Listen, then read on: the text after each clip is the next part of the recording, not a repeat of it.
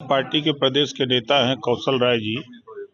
उनकी माता जी का देहांत हुआ। आज अंतिम जो क्रिया होती है तिरही, आज उनका तिरही है। उसी कार्यक्रम में हम लोग शिरकत किए हैं।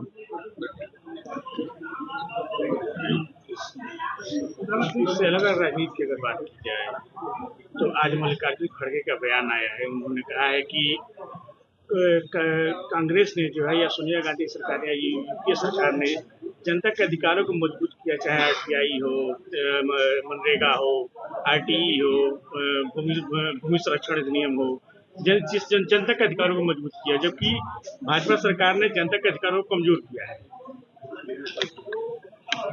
आवश्यकता उत्पत्ति की जननी है।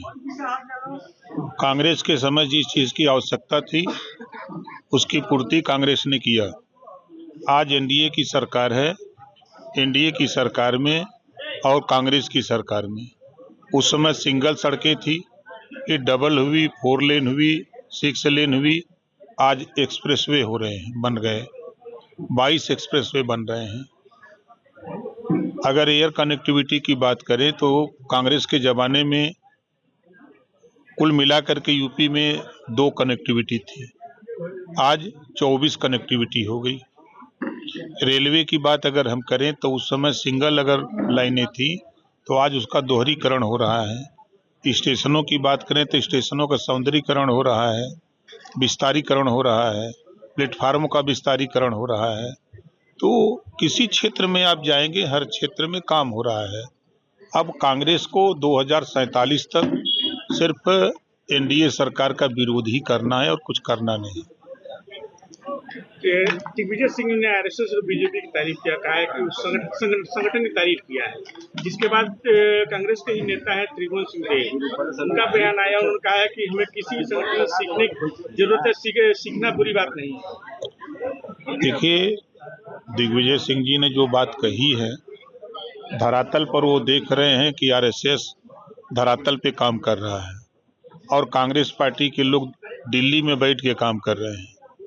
इसी वजह से कांग्रेस का पतन हो रहा है और आरएसएस और भाजपा और गठबंधन के सभी साथी धरातल पे अपना संगठन का विस्तार करते हैं, लोगों के बीच में सरकार की उपलब्धि बताते हैं, उनके हित की बात करते हैं, जो योजनाएं चल रही योजनाओं का लाभ वहां तक पहुंचाने का प्रयास कर रहे हैं। मुफ्ती मोहम्मद सईद की महबूबा मुफ्ती की बेटी है इल्तिजा मुफ्ती, उनका उन्होंने एक पश्चिम बंगाल में उड़ीसा में एक बंगाली मुस्लिम युवक की हत्या के बाद उनका ट्वीट किया है कि न भारत न हिंदुस्तान, तेरा नाम है लिंचिस्तान। क्या कहेंगे? देखिए, अब उनको अपनी भाषा में वो जो बोले हैं, ये घटना दुर्भाग्यपूर्ण है, ऐसी घटना नहीं होनी चाहिए और वो देश की जिम्मेदारी होती है, उस प्रदेश की जिम्मेदारी होती है कि लाइन ऑर्डर को अपने क्षेत्र में वो ठीक ठाक बना के रखे। लिंचिस्तान की बात की तेरा नाम भारत का नाम, अब उनके कहने से तो हो नहीं जाएगा। पूरी दुनिया में लोग जान रहे हैं भारत का। आज भारत जिस गति से प्रगति कर रहा है वो प्रगति दुनिया जान रही है। किसी के कहने से कुछ थोड़े हो जाएगा। चंद्रबाबू नायडू का बयान है, उन्होंने कहा है कि प्रत्येक परिवार में 3 बच्चे होने चाहिए। तो उनको कौन मना कर रहा है? उनको कोई मना तो कर रहा है। भारत बांग्लादेश में जो इस समय तनातनी चल रहा है, जिस तरह से भारत को इस समय चल रहा है, उसको आप कैसे देखते हैं? कहाँ तनातनी है महाराज? तो वहाँ हिंदुओं को जलाया जा रहा है सब। अरे छिटपुट घटनाएं हो रही हैं, ऐसा तनातनी कहीं नहीं है। पूरा दुनिया इस समय शांति चाहती है। भारत के प्रधानमंत्री माननीय नरेंद्र मोदी जी दुनिया को शांति का संदेश लेकर के घूम रहे हैं, दे रहे हैं। लोग शांति का संदेश स्वीकार कर रहे हैं। जो बुद्ध जी ने कहा है उसको पूरा दुनिया मान रहा है। ठीक। मंत्री जी, जिस तरीके से उत्तर प्रदेश में एसआईआर हुआ, उसको लेकर जो है विपक्ष लगातार सवाल खड़े कर रहा था। अब सुनने में ये आ रहा है कि खुद मुख्यमंत्री भी एसआईआर को लेकर कहीं न कहीं विधायकों के साथ बैठक कर रहे हैं, क्योंकि बहुत सारे नाम इसमें काटे जा रहे हैं। देखिए, नैतिक जिम्मेदारी है, पार्टी है, विधायक हैं तो विधायकों को उसको अपने अपने क्षेत्र में जा करके जो फॉर्म फिलअप कराना है उसको कराना चाहिए। और जहाँ तक विपक्ष की बात है, विपक्ष दो मुहैया सांप की तरह बोलता है। पहले तो बोला कि हमारा नाम कट रहा है, सड़क पर चिल्ला रहे हैं और बूथ पर फार्म भरवा रहे हैं उनके लोग। चाहे वो बंगाल में हमने देखा, चाहे यूपी में देखा, चाहे बिहार में देखा, हर जगह वो कर रहे हैं। और रही बात कि एसआईआर में नाम उनके कट रहे हैं जो मृतक हैं, नाम उनके एक जगह हो रहे हैं जो 2 जगह 3 जगह नाम कराए हुए हैं। शहर में चले गए हैं और गांव में अपना नाम कराए हुए हैं, शहर में भी। इस नाते एक जगह उनका नाम हो रहा है। जो नए मतदाता 18 साल की उम्र पूरा कर लिए उनका नाम बढ़ाया जा रहा है। यही काम तो हो रहा है।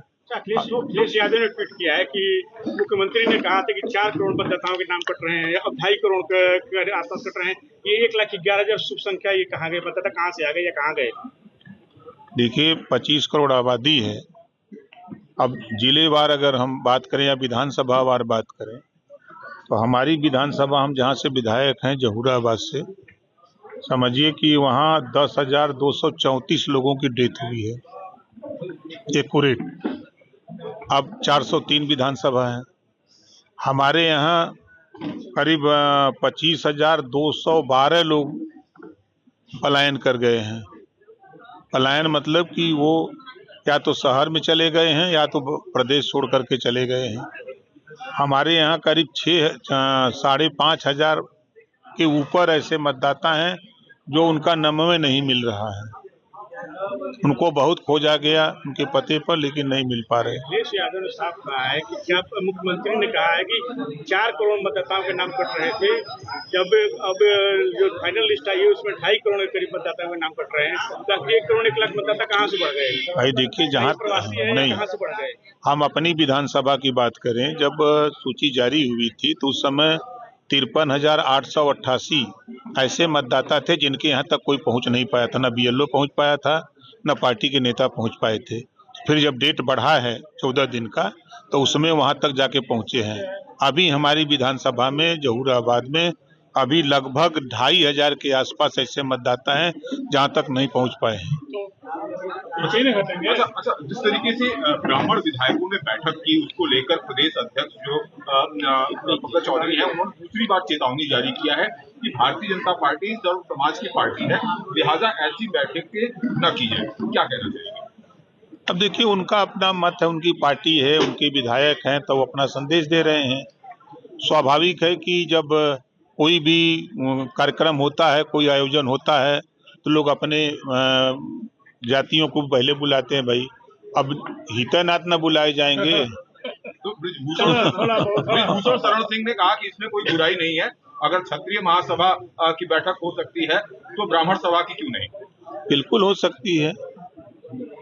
हो गया थोड़ा लिखना तो फिर प्रदेश अध्यक्ष को क्यों? नहीं, प्रदेश अध्यक्ष जी ने, देखिए, वो जिम्मेदारी के पद पर हैं, पार्टी चला रहे हैं, प्रदेश अध्यक्ष हैं।